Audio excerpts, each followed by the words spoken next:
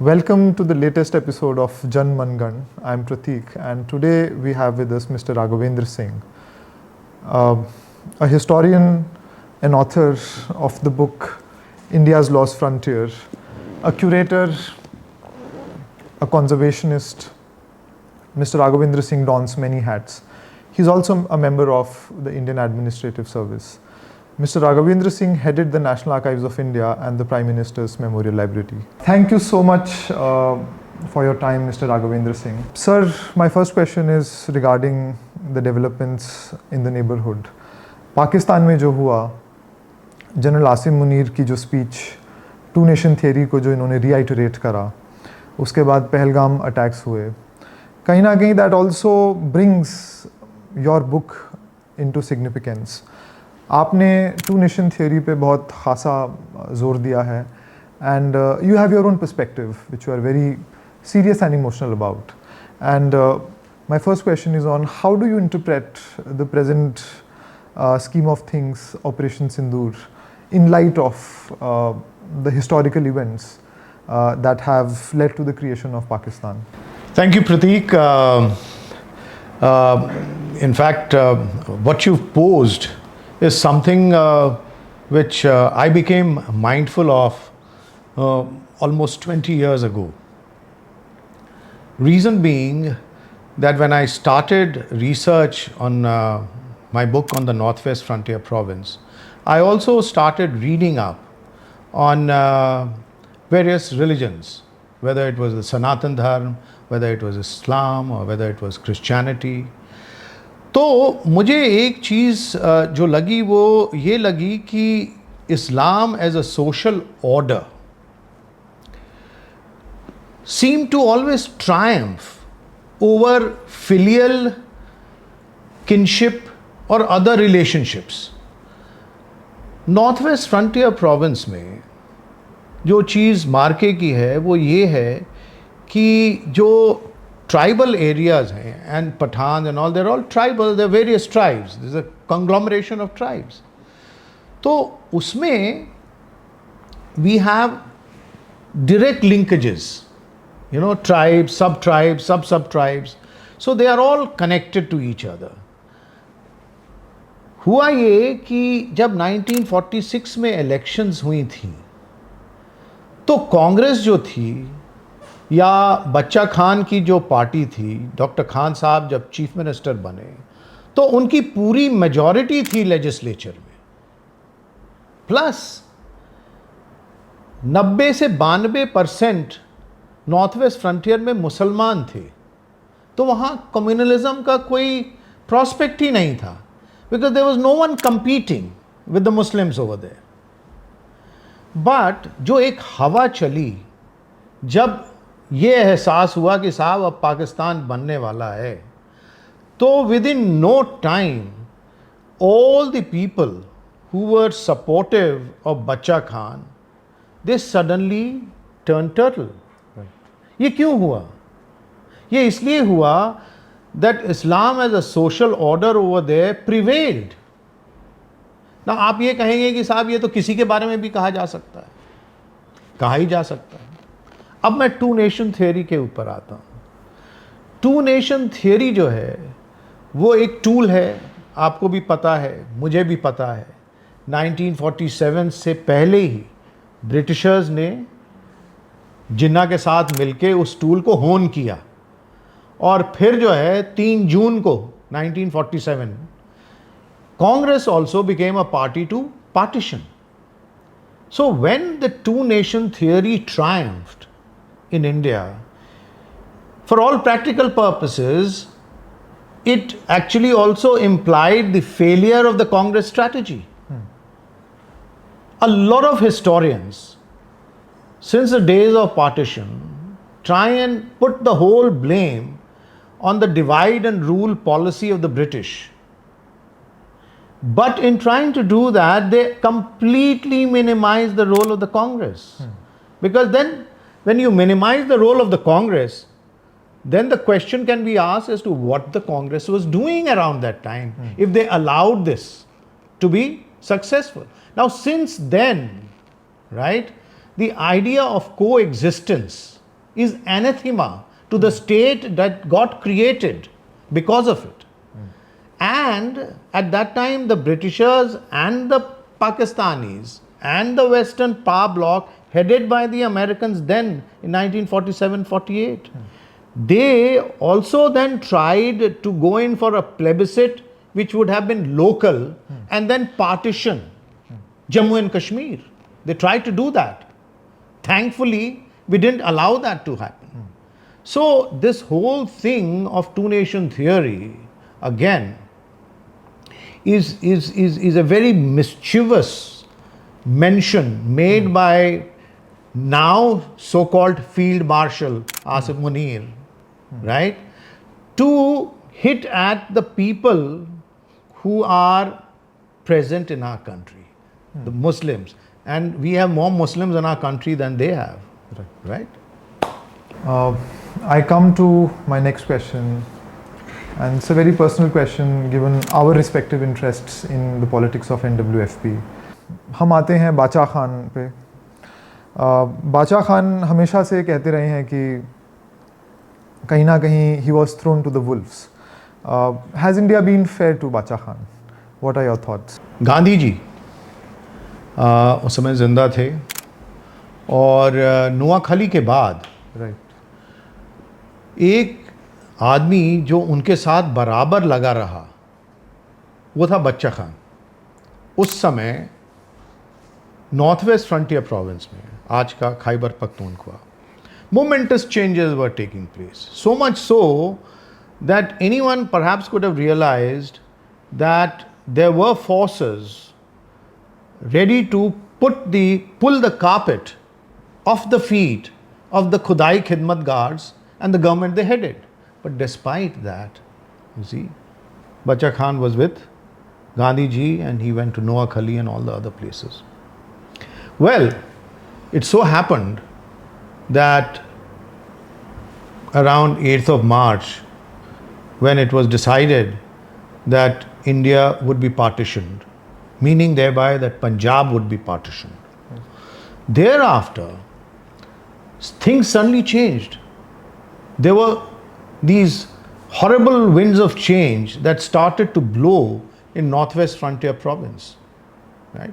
Aided and abetted by the King's faithfuls. By King's faithfuls, I mean the Britishers, the British civil servants.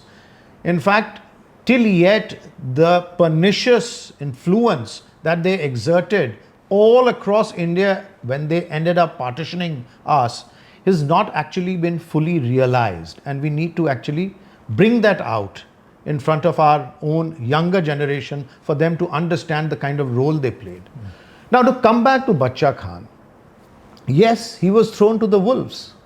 He was actually in jail more after the partition rather than before the partition took place. And what was the mistake he had committed? He'd committed no mistake. Indians had just forgotten about him. Right?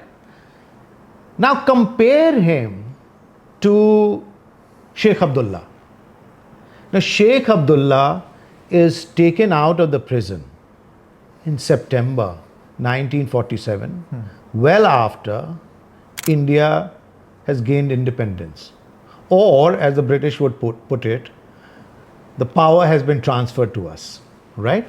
So he is taken out of the prison at the insistence of Nehru, and then he is made the head of the emergency administration. Then he is made the man in charge of Jammu and Kashmir. So much so, right, that he completely marginalizes the ruler who had acceded to India. Now, if India, to garner the support of Sheikh Abdullah, could completely marginalize the ruler who had given or rather signed the accession treaty with us, then what had stopped the Indians from, extending the same helping hand to Bacha Khan? I don't understand that. I would also like to share with our viewers that Mr. Raghavendra Singh is one of the few IS officers, or probably the only IS officer to visit Balochistan. Sir, Balochistan में आपका कैसा experience था? किन किन लोगों से मिले? आपने अपनी आंखों से क्या देखा? We would love to discuss your findings. I think 2006 के आसपास का वक्त था, और I think Pervez Musharraf was the man in charge in Pakistan.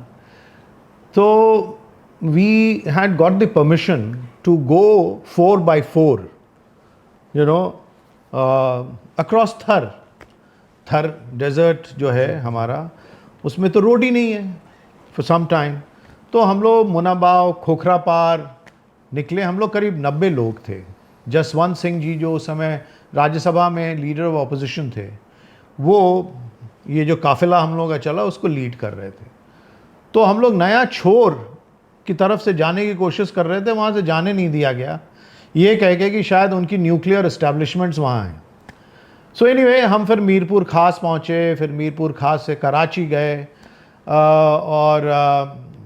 और कराची से फिर हम लोग Balochistan through the Gwadar highway होते हुए लासबेला पहुँचे थे. ये हमारा 14 दिन का ट्रिप था.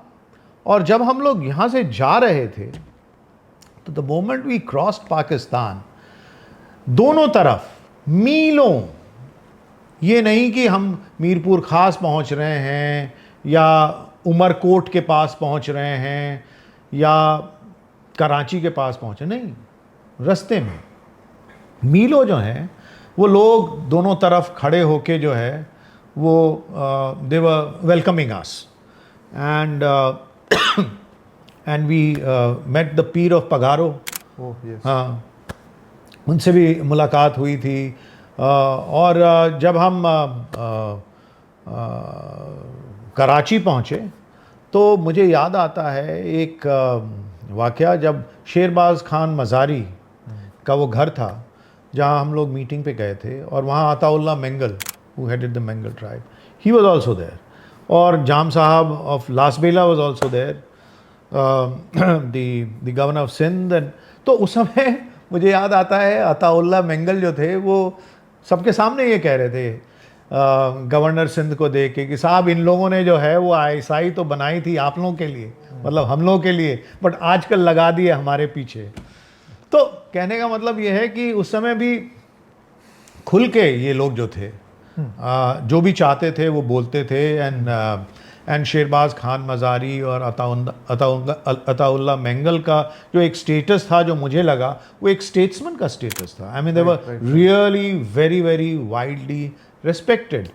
वो जो मज़ारी साहब का जो घर मैंने देखा, बिलीव यू मी, मैंने आज तक उस तरह का घर कहीं नहीं देखा है. जो एक घर का कैरेक्टर होता है, it was an ordinary house.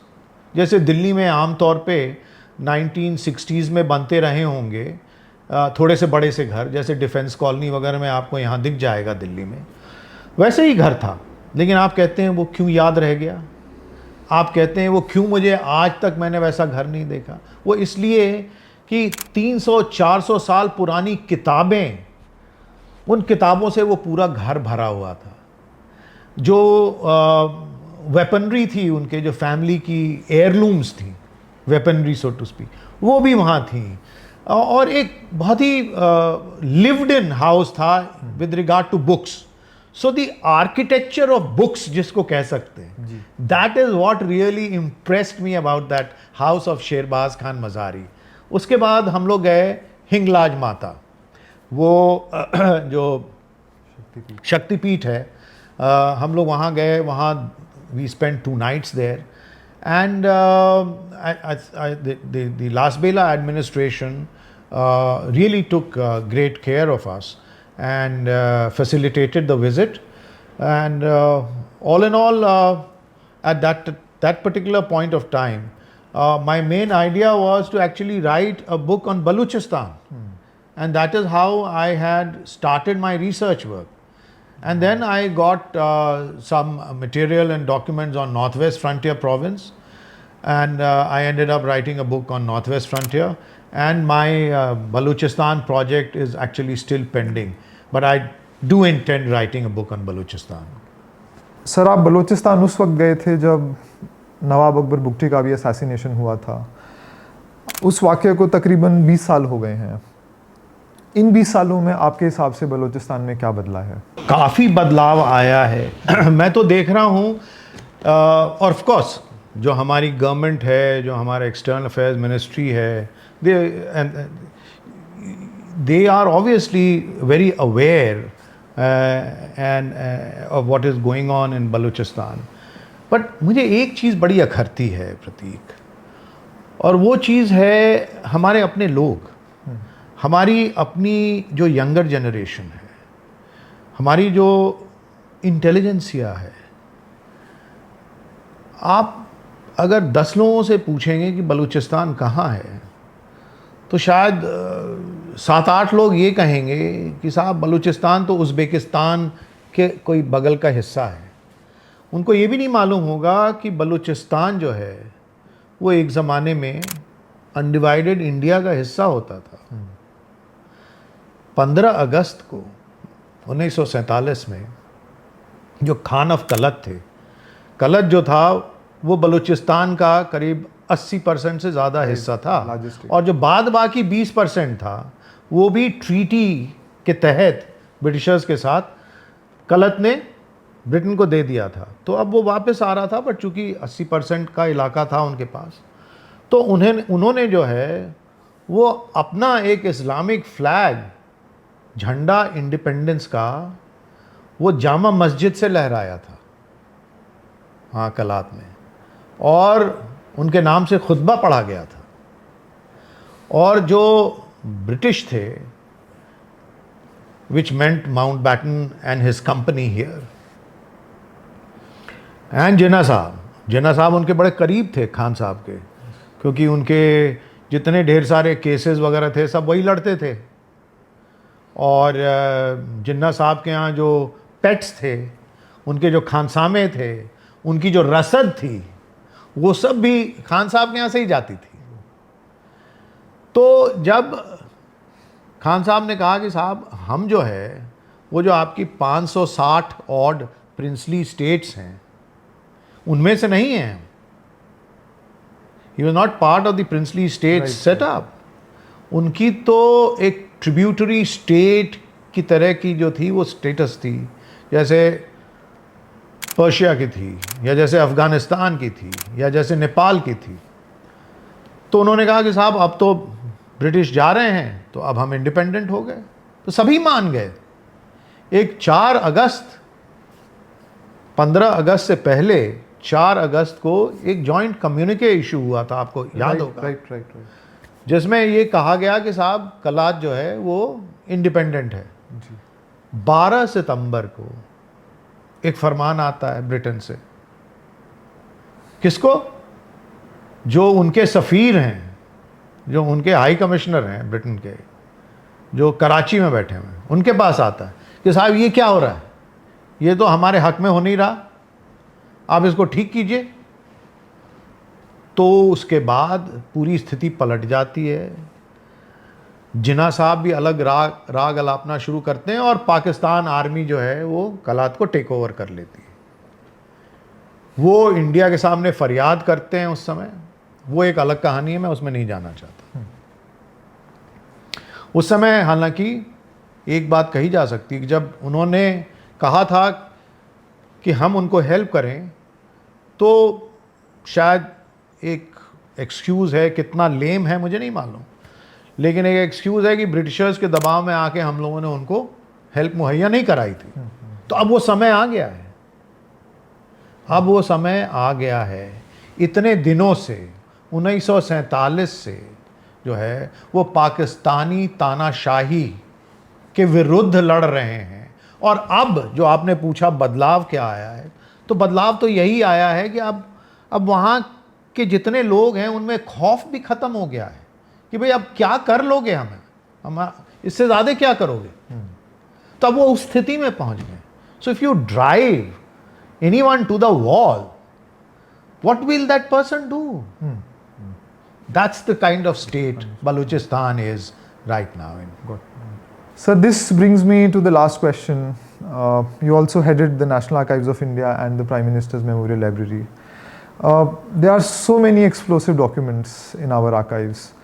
And as the head of the archives, I'm sure you must have come across so many revealing documents, so many interesting files. आप प्लीज़ हमारे व्यूअर्स को बताइए कुछ एक दो आपके कुछ फाइंडिंग्स हों. We would love to know about your experience. It is in plenty. The hardcore research, right, especially in the field of humanities, I find it coming down. There aren't very many people who are really interested in it. The reason is that they find their prospects dimming in our country if they go into this kind of a research. They would be more bothered, obviously, about their livelihood. They would be also subjected to peer pressure. They would also be subjected to general perception. They would also be subjected to pressure from their elders, right? So all this put together, उसमें हो क्या रहा है कि हमारा जो real research जो हो रहा है वो instead of being authentic, it's becoming a little more jingoistic. ये मैंने एक देखा है. जो एक हिस्टोरिकल नैरेटिव थी 1947 के बाद से लेके अब तक जो है, उसमें भी जो है वो एक ऐसा झुकाव था जो कि over a period of time शायद became responsible for a lot of things which have actually not been able to come to light. भाई कांग्रेस की रेजीम तो इतने दिनों रही थी ना, तो अगर मान लीजिए पार्टीशन के बाद या पार्टीशन के पहले कुछ गलतियां हुई हों इन हाइंडसाइट, भाई हिस्टोरियन वही तो करता है, हाइंडसाइट देखता है नहीं देखता. Anyway, just to sort of create a bit of a spadework before I answered your question. Yes. The thing is, you land up anywhere. In Nehru Memorial, in the National Archives, in the state archives, in so many other libraries of our country, which are, say, National Library. So, Premier Library is a National Library. वहाँ भी तो एक जो culture है हमारा of going into these libraries or archives or conserving, preserving whatever we have as heritage, whether it's contemporary heritage or whether it's heritage of medieval times and ancient times, वो जो एक सेंस है हमारे में, वो थोड़ी सी उसकी कमी है. तो हम लोग जाना नहीं पसंद करते. एक वो जो थ्रिल होता है which you get in stacks, if you get into the stacks, मैं अपनी बड़ाई नहीं कर रहा, बट मैं पलथी मार के बैठ जाता था और घंटों बैठा रहता था और time would fly. And specially national archives में तो 3-4 दफ़े ऐसा हुआ है कि यू पिकअप ओल्ड फाइल्स, उसकी जो धूल आपके नाक में जाती है, उसमें जो बैक्टीरियाज जो डॉर्मेंट बैठे हुए हैं वो सडनली एक्टिव हो जाते हैं. 3-4 दफ़े मैं बीमार पड़ चुका हूँ, सो मच सो कि ऑल इंडिया इंस्टीट्यूट पहुँच गया हूँ और वहाँ पे जाके फिर जो है वो एंटीबायोटिक के इंजेक्शंस लेने पड़े हैं बिकॉज थ्रोट जो है वो was getting I was getting a suffocating feeling. तो इस तरह की चीज़ें हुई हैं. लेकिन ढेर सारी जैसे आप कश्मीर रेजिडेंसी की फाइल्स ले लीजिए, राइट, और उसमें गिलगिट के ऊपर की फाइलें ले लीजिए, तो आपको मिलेगा कि साहब जिस समय गिलगिट 1/3 से ज़्यादा हिस्सा जम्मू कश्मीर दरबार का हाथ से निकल रहा था, उस समय के लोग जो हमारी एक्सटर्नल अफेयर्स मिनिस्ट्री में बैठे हुए थे वो क्या लिख रहे थे. It makes for fascinating reading. It makes wonder कि ये ऐसा क्यों हो रहा था. There are the shadowy characters, talking about Kashmir. See, when the invasion was taking place, so to say that it came as a news to Mountbatten etc. around the time when they had already come in, to my mind is completely wrong. And ये सब चीज़ें वहाँ पढ़ने को मिलती हैं. Photographs, there are great photographs archives में आपको मिलेंगे. और हमने एक दफ़े, आपको एक वाक़या बताता हूँ कि कहीं मैं गया और मैंने वो फ़ोटोग्राफ्स देखे, यहाँ नहीं, दिल्ली से बाहर, और मुझे लगा कि मुझे ये फ़ोटोग्राफ्स तुरंत ख़रीदने चाहिए. और चूँकि वो एक आर्काइव्स के थे, तो हमने कहा कि भाई आप लोग तो बेचते ही हो फ़ोटोग्राफ्स, 250 रुपीज़ पर whatever. तो and if we publish it we give you the credit for it. तो उन्होंने कहा कि नहीं, अरे साहब आप गवर्नमेंट में रहे हो, आप एक चिट्ठी लिख के दे दो, और वो जो फ़ोटोग्राफ्स हैं हो सकता है आपको कंसेशन वगैरह मिल जाए. मैं थोड़ा सा डोला कि भाई पैसे तो बच जाएंगे. फिर मुझे लगा कि कहीं किसी ने ये फ़ोटोग्राफ्स देखे जिसकी वैल्यू, एज यू से, वाज क्वाइट शॉकिंग, तो वो देंगे कि नहीं देंगे. तो एक नॉर्मल प्रोसेस में उसको निकाल लेते हैं. तो मैंने उनको पैसे दिए, करीब 84,000 रुपये दिए मैंने, और वो फ़ोटोग्राफ्स निकाली. और मुझे लगा कि किसी समय मैं उस पर एक जो है कि पिक्टोरियल बुक निकालूंगा, उसकी एग्जिबिशन करूंगा, और लोगों को बताऊंगा कि दीज फोटोग्राफ्स एग्जिस्ट. तो इस तरह की ढेरों चीज़ें ऑल ओवर द कंट्री पड़ी हुई हैं. मुझे पता नहीं था 3 साल पहले तक कि अर्थशास्त्र जो है मैसूर में पढ़ा है. उसकी एक कॉपी अर्थशास्त्र की वो मैसूर में पड़ी है. तो ढूंढने की बात है. अगर दिल में एक तलब हो और एक जज्बा हो चीज़ों को ढूंढने का, तो फिर मिल ही जाता है. Thank you so much for your insightful answers. We would be back with our next podcast at Jan Mangan. Stay tuned and please subscribe to our YouTube channel.